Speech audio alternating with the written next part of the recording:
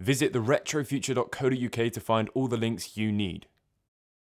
In a world where manufacturing costs are coming down due to high demand and the advances in the actual manufacturing processes, things are getting more expensive. Yeah, how is that happening? Why is this a thing? But not with this little device right here. This little thing is the mini game player. The mini game player. How did I forget the name? We're going to be taking a look at the world's cheapest console that you can currently buy brand new right now. So that disregards secondhand things like a Game Boy if you pick that up from a yard sale for $1. This thing comes in at £1. £1. That is 100 pence. That's roughly $1.20, which is 120 cents. This thing is so cheap that it is more expensive to buy a sandwich. Why is this so cheap? Is it because it's bad? Hopefully we will find out all of the answers to your questions in today's video. When we look at some of the other consoles on the market right now, like the Clockwork Game Show, which comes in at well over $100, or even the Pocket Go, or the likes of the LDK, both of these sort of around the same price, about $30. £1 seems like a bit of a joke. But that is because this thing is severely underpowered and has absolutely no graphics whatsoever. It's basically a calculator. It is less advanced, in fact, than a Game Boy from 1989. But does that mean that this thing is bad? Probably. Can we have some fun on it? And that is all I care to find out. I apparently now have the pink one. I don't remember ordering the pink one. I think it's something to do with the fact that it was like a lucky dip type thing. I didn't want the pink one, but I'll take it. So yeah, there's a little screen protector on here, which probably cost, 3 or 4 pence maybe. So get rid of that, and we were at 97 pence, which is, cheaper. So we've also got a piece of paper, which is put in place to stop the batteries from corroding and wearing out whilst being in the console.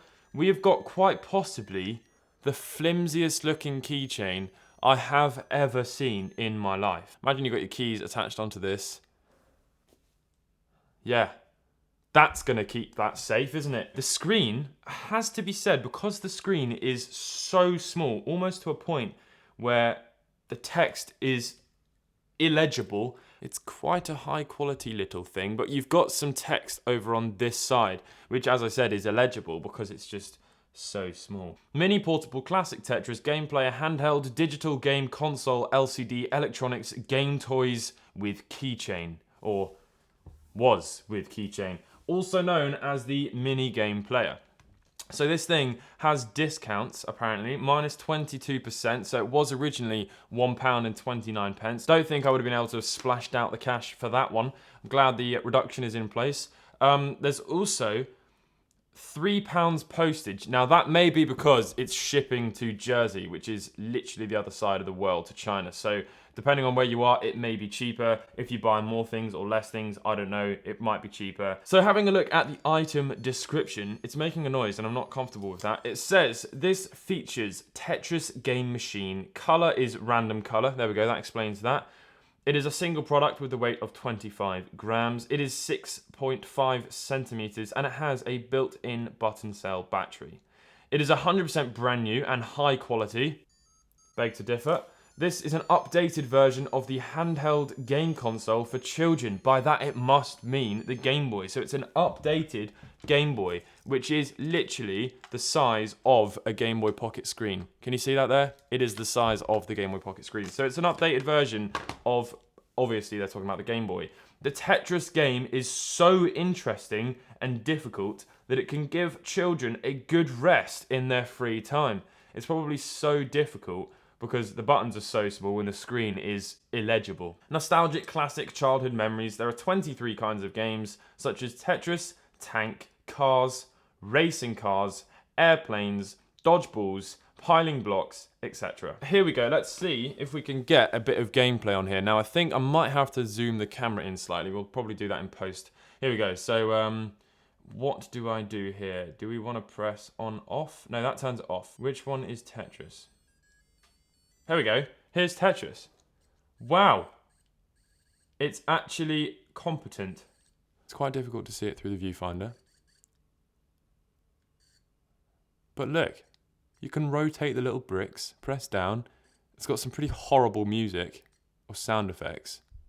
In fact, is there... Okay, so you can actually mute it. It's got a little button here to mute the screeching effect. Right, we're going to restart that and actually have a go and see if we can play this well. Here we go.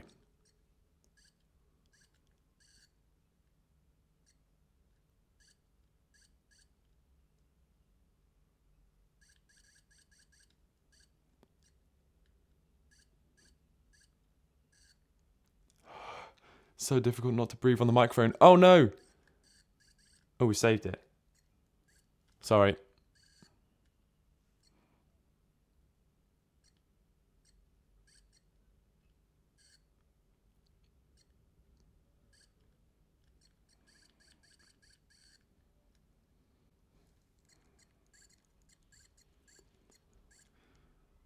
No! I've noticed a problem. The screen resolution is not accurate, which basically means that the brick will be coming down and then you'll rotate it and it will squeeze in size. So I thought it was smaller, so then I rotated it again.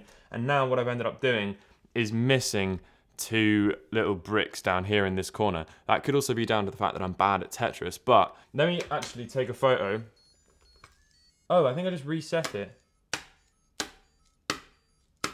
Okay, so each time you do that, it resets. Can you see how they're not actually square? They're sort of rectangular. Also, that's a bit of ghosting right there, but that's probably down to the quick camera on this thing.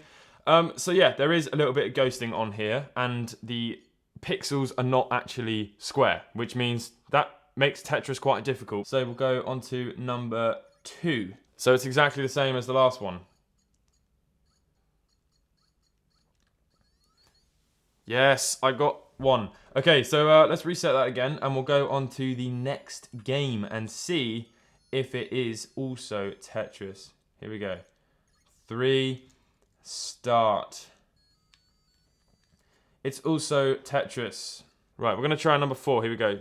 Start. Oh, that is different. So what's happening here is it started me off going a lot faster, and there's already blocks sort of scattered around the screen, which makes... You know, obviously you're going to have to try and work around that and not lose the game. And it's a lot faster, so that makes it difficult. Besides the illegibility of the screen size and the fact that the pixels aren't square, that has different difficulty levels. So that is rather cool. Let's take a look at like a random number. Let's go number 15. Here we go. Start.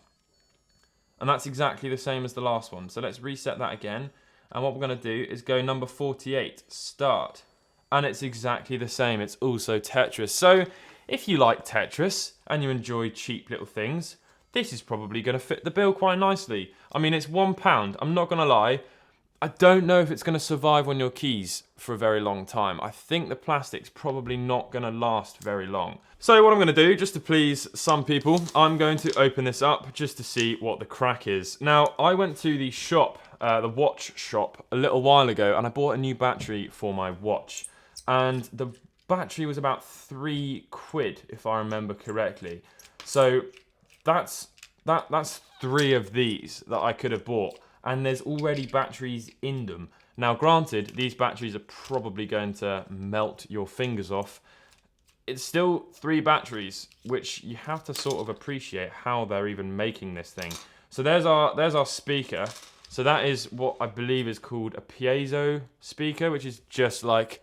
it's got a negative and a positive, and it just flexes with the current going in and out and then makes a sound. Horrible explanation, probably wrong. Here we go, let's flip the screen over.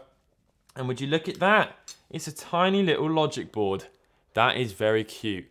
That's almost cooler in itself. It'd be nice to like cast that in resin or something and just have it permanently on. And then just to make manufacturing costs cheaper, they've molded the buttons all in one, which is probably why when you were dropping it on the table before, it was just resetting the whole thing. Either it's cutting off the battery circuit, or it was just pressing the off button because this thing was jiggling up and down. There we go. I hope you guys have enjoyed this video. That is the sound of cheap plastic right there. I hope you guys have enjoyed this video. If you did, please leave a like. It's always insightful to see these sorts of things, and I haven't done a review of a sort of a cheap, knockoffy, crappy thing before. What are my final thoughts then? Well, if you like Tetris, or you know someone who likes Tetris, this thing will be quite decent for £1. It's on your keys, maybe. I don't know if it's going to actually last on your keys. Maybe you could just leave it in your bag or something, and then on a bus trip or on a desert island, you might just remember that it exists and then play a bit of Tetris. But if you don't like Tetris, well, yeah, don't buy it. Thanks.